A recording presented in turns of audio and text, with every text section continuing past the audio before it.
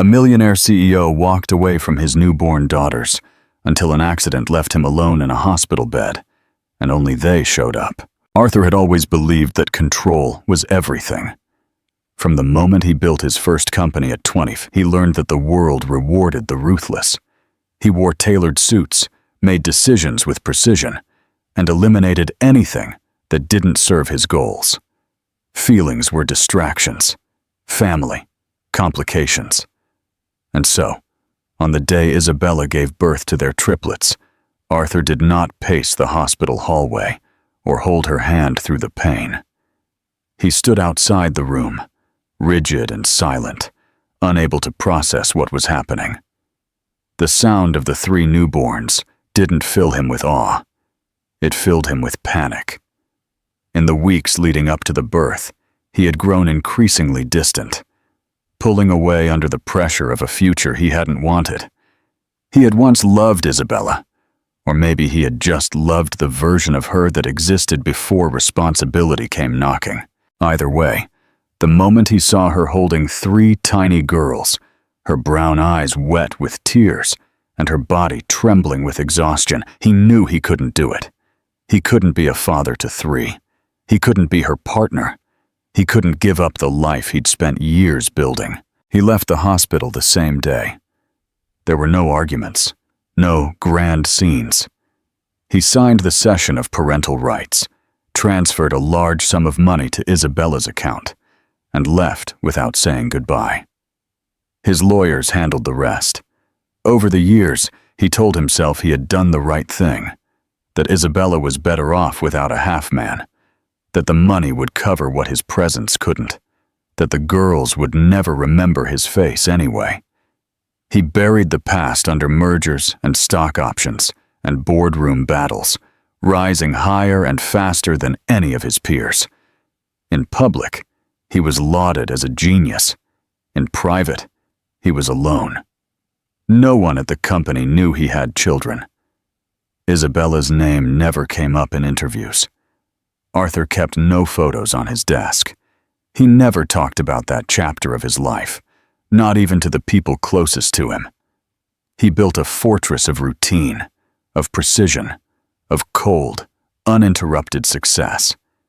He convinced himself he had nothing to regret. But sometimes, when the city slept and the office lights flickered on empty floors, he'd catch his reflection in the window and wonder who he had become. He told himself that quietness was peace. He told himself that freedom was happiness. But an emptiness had grown inside him, too familiar to ignore, too deep to fill with any of the things he once thought mattered. And still, he didn't look back. Not until fate forced him to. Not until the day everything stopped. The morning of the accident began like all others, in Arthur's meticulously ordered life. He woke at 5, drank his black coffee in silence while he scanned market reports and answered emails before the sun had risen. His chauffeur was waiting downstairs at 6:30 on the dot, the car gleaming and warm inside, stocked with sparkling water and pristine documents in a leather binder. He had a board meeting at 9, followed by a lunch with investors and 2 media interviews scheduled for the afternoon. Every hour had been accounted for, every moment optimized. Arthur thrived on that structure. It kept the quietness manageable. It kept the thoughts away. But on that particular morning, a sense of unease lingered in the back of his mind. He couldn't explain it. His neck was tense, his thoughts were slower, and the sharp edge he normally relied on felt dull. He dismissed it as fatigue and got into the car anyway, already rehearsing the opening remarks for the meeting. The city traffic was the usual snarl of horns and impatience, but his chauffeur knew all the shortcuts. They were 20 minutes outside the city when it happened. The car took a detour off the main road, a scenic route Arthur had insisted on to avoid the morning jam. The road was quiet, lined with trees, and slick from the night's rain. At first, it was just a feeling, a sudden, unnatural slide of the tires, a lurch and balance too sharp to be a normal turn. Then the brakes stopped responding. The chauffeur yelled, yanking the wheel, but the car didn't slow. It spun, fast and violent, the world outside blurring into streaks of green and gray. Arthur remembered the sound of metal bending. He remembered the violent shake, the shattering glass, the weightlessness before impact. And then everything went dark. When he woke, the world was white and sterile. The ceiling above him hummed with fluorescent light. There was a dull ache in his ribs, a sharper pain in his leg, and something heavy pressing against his chest. The air smelled of antiseptic and silence. A nurse leaned over him, startled when he moved. Her voice was calm but rushed as she explained where he was, what had happened, and how lucky he was to have survived. It hadn't been an accident. The brakes had been tampered with. The police were investigating. Arthur heard the words, but they didn't register. All he could think about was the stillness, the way no one had come. Not a single voice he recognized. No friends, no colleagues, no family. He was alone, completely and painfully alone. For the first time in years, Arthur felt a fear that had nothing to do with markets or control. He had built a fortress so strong that not a single soul knew how to reach him when the walls came down. The silence that had once comforted him now felt like suffocation. And then the door opened. 3 small girls stood in the doorway, dressed in matching sweaters and holding hand-drawn cards. They looked at him with big, uncertain eyes. Light brown hair framed their faces, and their bright blue eyes, his eyes, locked onto him as if they were searching for something familiar. Behind them, Isabella walked into the room. Arthur didn't speak. He couldn't. He could barely breathe. Isabella's voice was calm, steady, and stronger than he remembered. "They asked to come," she said, her eyes not accusatory, just tired. "They wanted to meet their father." And so, the life Arthur thought he had buried came back in 3 pairs of small footsteps, and everything he thought he knew about himself was suddenly and devastatingly uncertain. Arthur didn't know how long he stared at them, the 3 little girls standing just inside the hospital room, as if they weren't sure whether to approach or run away. He couldn't move, couldn't speak, couldn't even breathe right. Their presence hit him harder than the accident itself.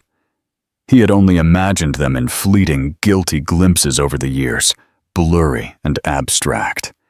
He had no names, no voices, no memories of them beyond the day they were born. But now they were here, real and undeniable. 3 tiny versions of you. And of her, Isabella, with her light brown hair, soft curls brushing her shoulders, and those piercing blue eyes that held the weight of too many unspoken questions. Isabella stood behind them, arms crossed over her chest, not in anger, but in quiet protection. She looked older than the last time he had seen her, but stronger, too. Her gaze was direct and unwavering, but she wasn't here to scold or beg. Arthur saw it immediately. This wasn't a confrontation. This was a reckoning. The girls shuffled forward slowly, almost in unison, and one of them, he didn't know which yet, held out a small, folded piece of paper to him. He reached out a trembling hand and took it. It was a drawing, messy and colorful. 4 stick figures stood under a yellow sun, 3 girls holding hands, and a man standing next to them, smiling. His chest tightened, a soreness building behind his ribs in a way no injury could explain. "They have always known about you," Isabella said after a moment. "I never lied to them, but I didn't give them false hope either. I told them their father made a choice a long time ago, and when they asked me what kind of man you were, I didn't have an answer I believed in anymore. Arthur looked down, the weight of shame almost too much to bear. He wanted to say something, to explain, but how could he? What words could fix the years he had thrown away? The birthdays he missed, the first steps, the nights Isabella stayed up alone while they cried. What right did he have to even ask for forgiveness? He looked back at the girls, who were now at his bedside, close enough to touch. They didn't seem scared. They seemed curious and hopeful, as if somewhere, deep in their young hearts, they were still open to the idea of him. "What are their names?"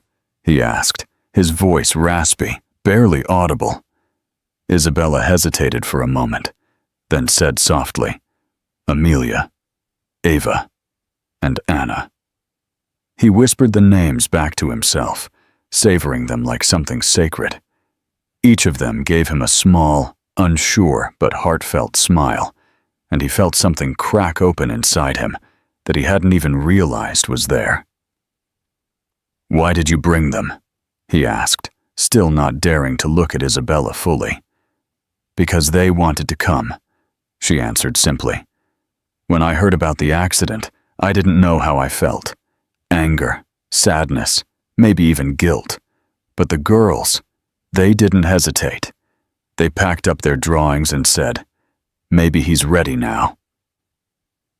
That one phrase shattered him. The simplicity of it, the truth of it. Maybe he was ready now. Not to be perfect, not to erase the past, but to face it, to try. Arthur reached out slowly, uncertainly, and touched Amelia's hand. She looked at him, then held on. Eva and Anna followed, each placing their small hands on top of his. It was quiet, but everything in the world shifted in that moment. He looked up at Isabella, and for the first time in 5 years, said the words he should have said the day he left. "I'm sorry." Isabella didn't cry. She didn't soften immediately, but she nodded, just once. "You should be," she said, "but you're still their father. That hasn't changed." And with that, Arthur, once the most untouchable man in the room, realized that the smallest hands had found the cracks in his armor. And maybe, just maybe, they could teach him how to be human again. The hospital stay stretched longer than Arthur expected, and not just because of the broken ribs or the fracture in his leg. Time passed differently now. The days were no longer measured in stock updates or board meetings, but in the gentle patter of small feet entering his room each morning, in the rustle of construction paper as his daughters handed him new drawings, and in the uncertain but growing rhythm of being seen, truly seen, by 3 people he had once refused to know. The girls returned each day with Isabella, who kept her distance at first, always standing or sitting a little apart, watching with a calm he couldn't decipher. But the girls were brave in their kindness. They brought puzzles, read him books aloud, and asked him 1,000 questions that Arthur answered awkwardly, but truthfully. They wanted to know what his favorite animal was, if he liked pancakes, and what his job was like before one of them told him he had been bombed by a tree. He learned to tell them apart by their voices and mannerisms. Amelia was the oldest by minutes, more serious and thoughtful, always observing him as if she were silently studying who he was. Anna was the one who leaned into him without asking, more affectionate, always with a hand on his arm or shoulder. And Eva was the firecracker, always asking the hardest questions, challenging his words with big eyes and a crinkled nose when something didn't make sense. They overwhelmed him. They disarmed him. And they reminded him, painfully, of everything he had missed. One afternoon, a police officer came to talk to him. The investigation had moved forward. It wasn't a mechanical failure. Someone had tampered with the brake line. His own business partner, a man he had once considered a friend, had tried to eliminate him from the equation for the sake of control. The betrayal was deep, but it didn't surprise him. What surprised him more was how little he cared about the company now. All he could think about was the fact that if he had died, he would have left nothing behind but silence and regret. No legacy, no love, just an expensive tombstone. After the officer left, Arthur sat for a long time without speaking. Isabella, who had stayed in the room that day, finally asked, "Are you okay?" Her voice wasn't cold, but it wasn't soft either. It was the voice of someone who had learned to protect herself after too many disappointments. He looked at her, really looked at her, and saw the toll the last 5 years had taken. The lines around her eyes, the way her shoulders stayed tense even when she was sitting. She was still beautiful, but it wasn't the same beauty he remembered. This was something stronger, earned, resilient. "I should have died," he said quietly, not as a plea for sympathy, but as a truth that had finally settled. Isabella didn't flinch. She just nodded. "But you didn't," she said. "So, what now?" He didn't have an answer yet, but he knew what he didn't want. He didn't want to leave that hospital and go back to an empty penthouse. He didn't want to live another day without hearing his daughters laugh or watching them argue over crayons. He didn't want to spend another second pretending that money could replace the sound of Amelia's careful questions, Anna's humming, or Eva's chaotic, unstoppable energy. That night, as he drifted off to sleep, Arthur dreamed of a house with worn-out wooden floors and voices yelling his name, not in fear or pain, but in joy. And for the first time in years, he didn't wake up alone in the dark. He woke to sunlight, to a soft murmur outside his door, and to the sound of 3 little girls arguing about who would give him their card first. It was chaos. It was imperfect. It was more real than anything he had ever known. Arthur was discharged from the hospital 2 days later, wheeled out into the fresh morning air, with a stiffness in his joints and a nervous ache in his chest that had nothing to do with broken bones. The hospital had offered to arrange transport to his penthouse, but he had already refused. He hadn't seen it since the accident, and he didn't want to return to its glass walls and empty silence. Instead, he looked up as a small, silver sedan pulled into the patient pickup area, and through the window, he saw Isabella at the wheel. The girls were in the back seat, pressed against the windows, waving anxiously the moment they saw him. His chest tightened again. He couldn't believe they had come. As he carefully settled into the passenger seat, Isabella didn't speak at first. The girls chattered non-stop behind them, debating what movie he should watch with them later and whether he liked macaroni and cheese. Arthur smiled to himself and answered when he could, still overwhelmed by the fact that they were speaking to him as if he had always been there. Isabella finally broke the silence between them once they pulled out of the hospital parking lot. She glanced at him and asked, "Where are we taking you?" She said it without sarcasm, but with the kind of straightforwardness that left no room for fantasy. He hesitated, then said, "Wherever you'll let me go." The words surprised even him, but they came from a deeper place than he had expected. Isabella looked at him for a long moment before looking back at the road. "We have a spare room. It's small, but it's clean," she said. "If the girls want you to stay, you can stay. On our terms." He nodded without hesitation. "Your terms are fine by me." And that was it. There were no emotional declarations, no dramatic scenes, just a quiet agreement between 2 people trying to find common ground in a field of old mistakes.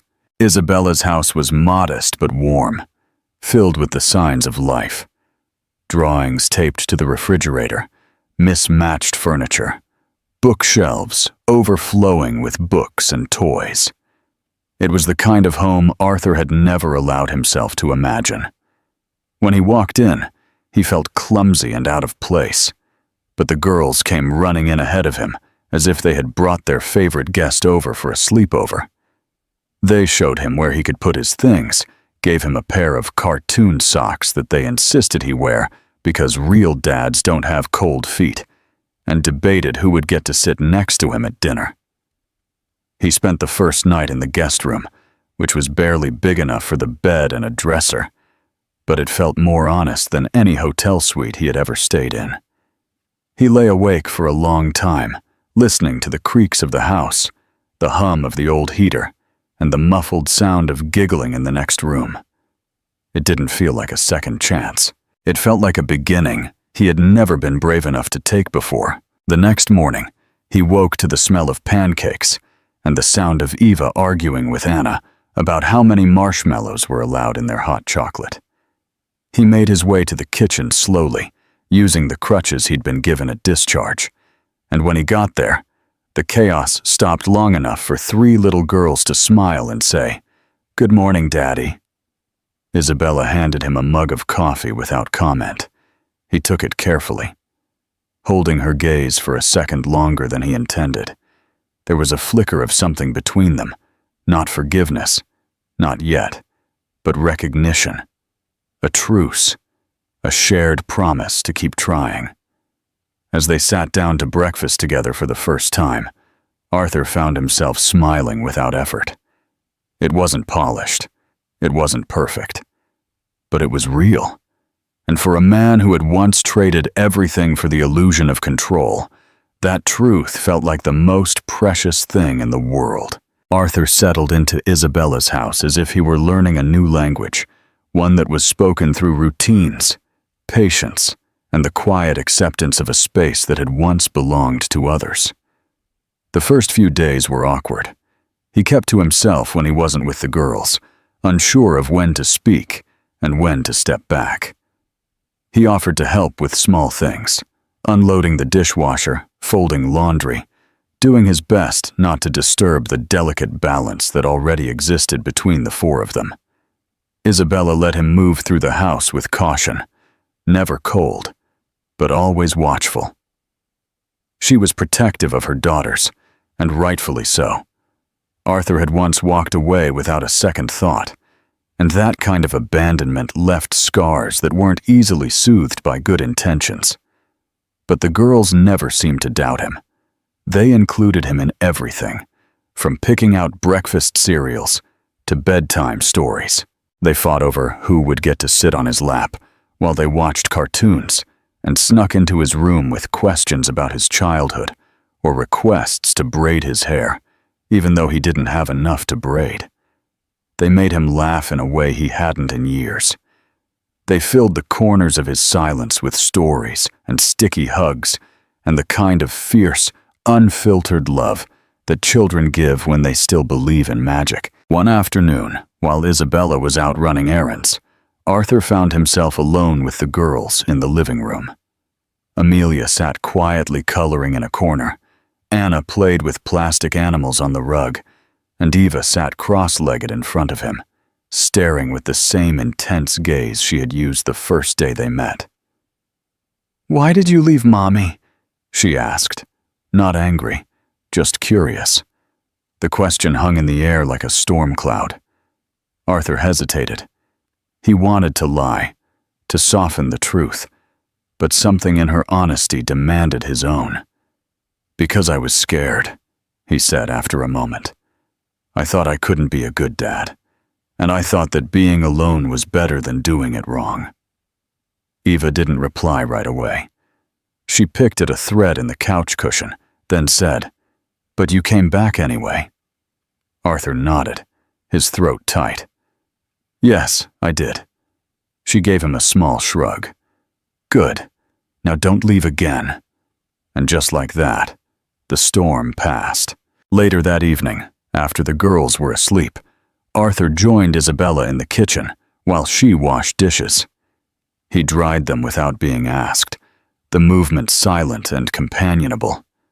When the last dish was put away, she leaned against the counter and looked at him, her expression softer than usual. "They love you," she said, "and I think they always will.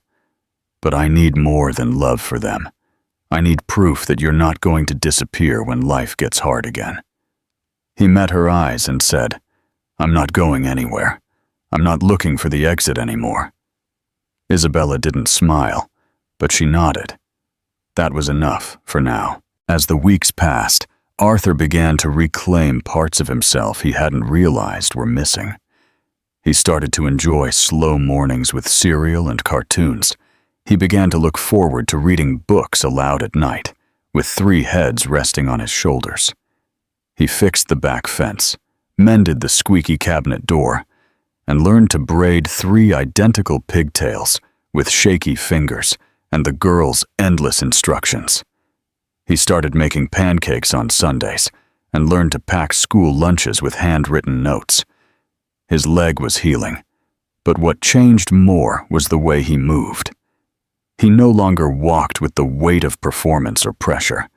He moved with presence, with the intention of staying. He asked about Isabella. He asked her how her day had been. He offered support when she looked tired. It wasn't perfect, and there were still moments of doubt, but slowly, the foundation between them began to shift from cautious to steady. One night, when Arthur was putting the girls to bed, they asked if he could stay with them until they fell asleep. He lay down in between them, listening to their slow breaths, feeling their small hands wrapped around his arms. It was the safest he had ever felt in his life. And as he closed his eyes, Arthur finally understood that fatherhood wasn't about never failing. It was about showing up anyway, over and over, until the people you love believe you always will. Autumn came slowly, painting the trees outside Isabella's house in rich oranges and reds, and with it came a quiet sense of change that wasn't just in the weather. Arthur had been living with them for weeks now, and while there were still moments of awkwardness, moments where the old distance tried to creep back in, they were fewer and further between. The mornings had become predictable in the most comforting way. The girls would wake him with whispers and giggles, climbing into his bed to tell him about their dreams or demand pancakes before he had even opened his eyes. Isabella would already be in the kitchen, coffee brewing, her hair pulled back in that same effortless bun she had worn since their early days, when things were simpler yet more fragile. They had built a routine that held together, not out of obligation, but out of choice. Arthur had slowly started to help more with school pickups and drop-offs. He volunteered for classroom craft time, even if he had no idea how to use a glue gun.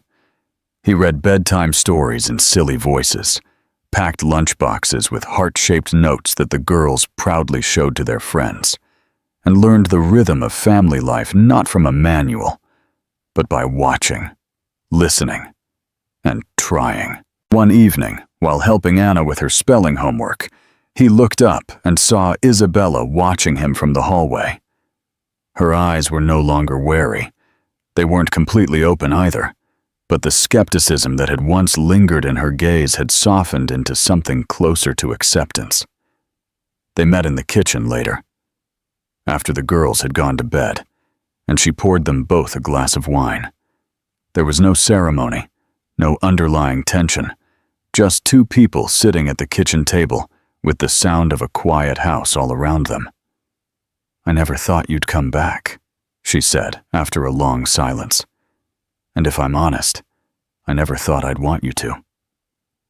"I didn't think I deserved it," Arthur replied, and for once there was no defense in his voice. "Maybe I still don't, but I'm not here to fix everything with words. I'm just trying to be here, to show them, and you, that I won't leave again." Isabella looked at him, her eyes tired but honest. "You hurt me," she said plainly, "and you missed so much. But what you're doing now, it matters. They trust you, and part of me wants to trust you too. I just don't know how to let go of all the years I carried it alone." Arthur nodded. He didn't expect forgiveness in one night. He had stopped expecting a quick redemption. "Then let me help you carry it now," he said quietly. "Not by replacing what's been lost, just by showing up for what's still to come." They didn't talk much more that night. Instead, they sat in the soft, yellow light of the kitchen, side by side, sipping wine and letting the silence settle comfortably between them. It was the kind of silence that doesn't demand anything, the kind that lets two people simply breathe. The next weekend, the town held its annual harvest fair, and the girls had begged Arthur to go with them. Isabella had planned to take them alone, but when Eva announced that Daddy should wear the pumpkin shirt too, he found himself in an oversized orange hoodie with a smiling jack-o'-lantern on the front, matching his 3 daughters. At the fair, strangers smiled at them as they passed, assuming they were just another happy family. And for the first time, Arthur didn't feel like he was pretending. He held their hands, bought too much cotton candy, purposefully lost a ring toss game, and watched Isabella laugh without reservation when he was roped into a pie-eating contest with a bunch of local dads. It was messy, loud, and chaotic, but it felt right. It felt like something real. That night, after they got back home and the girls were asleep, Arthur went outside and stood on the porch under a sky full of stars. Isabella joined him without a word, sliding a blanket around his shoulders. They stood there together, not as strangers who once shared a past, but as two people who were finally starting to build something that would last. "I never thought peace could look like this," Arthur murmured. Isabella leaned against the railing and replied, "That's because you used to think peace meant control. But this," she gestured toward the house, toward the laughter that still faintly echoed inside. "This is something you let happen, not something you forced." And for the first time in his life, Arthur understood the difference. The first snow arrived silently on a December morning, coating the neighborhood in a soft, bright blanket of white. Arthur was the first one up, sitting at the kitchen table with a steaming mug of coffee between his hands, and the windows lightly fogged over from the warmth inside. The world outside looked untouched, motionless, as if it had paused for a moment just to let something new begin. He had never cared much for winter before. He had never realized how peaceful the snow could make everything feel. But now, watching the flakes fall in silence, he felt something stir inside him, a quiet sense of gratitude that was no longer tied to what he had built, but to what he was learning to be a part of. That morning, the girls came bounding downstairs in matching pajamas, their excitement erupting into squeals the moment they saw the snow. Arthur helped them into their coats and boots, laughing as they stumbled over each other trying to get outside. Isabella stood in the doorway, coffee in hand, wrapped in an old sweater, her eyes tired, but filled with a quiet joy as she watched her daughters run out into the snow-covered yard. Arthur turned to her and smiled, and she didn't look away. She smiled back, slow and real, the kind of smile that doesn't come easily unless it's earned. Later that afternoon, they decorated the house for the holidays. The girls hung glitter-covered ornaments on a slightly crooked tree Arthur had helped them pick out the day before, and he found himself stringing lights in the living room, with Eva perched on his shoulders, yelling instructions like a tiny general. Isabella put on Christmas songs on the old stereo, singing softly as she helped Amelia untangle a garland that had gotten into a hopeless mess. Anna, the quietest one, carefully labeled their handmade stockings, using glitter pens and tape, making sure everyone's name was perfectly spelled out, including Arthur's. As the evening settled and the snow continued, they all gathered on the couch with hot chocolate and a pile of blankets. The fire crackled softly, and the girls curled into him as if they had always belonged there. He read them a story, his voice steady but full of wonder, and when they had fallen asleep one by one, he didn't move. He just sat there, his arms full of a warmth and trust he still didn't believe he deserved, but would never stop trying to protect. Isabella joined him after a while, sitting down beside him with a quiet sigh. They didn't speak for a few minutes, both of them watching the snow swirl outside the window, feeling the rhythm of a home that no longer needed to be healed. It had healed, slowly and imperfectly, but complete enough to breathe again. Finally, she reached for his hand and laced her fingers through his. Her touch was no longer wary. It was certain. "I wasn't sure we'd ever find our way to this," she said quietly. "I didn't even know this was possible," he admitted.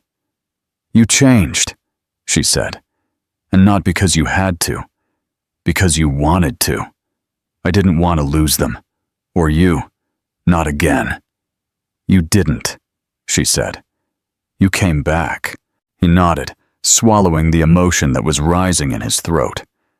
"This, all of this, it's the only thing that's ever felt real." Outside, the wind howled softly through the trees. But inside the house, there was only peace. Arthur knew the road ahead wouldn't be free of mistakes or hard days, but he also knew he wouldn't leave again. He was no longer a man who ran from fear or buried himself in success to avoid love. He was a father, a partner, and for the first time in his life, he was home.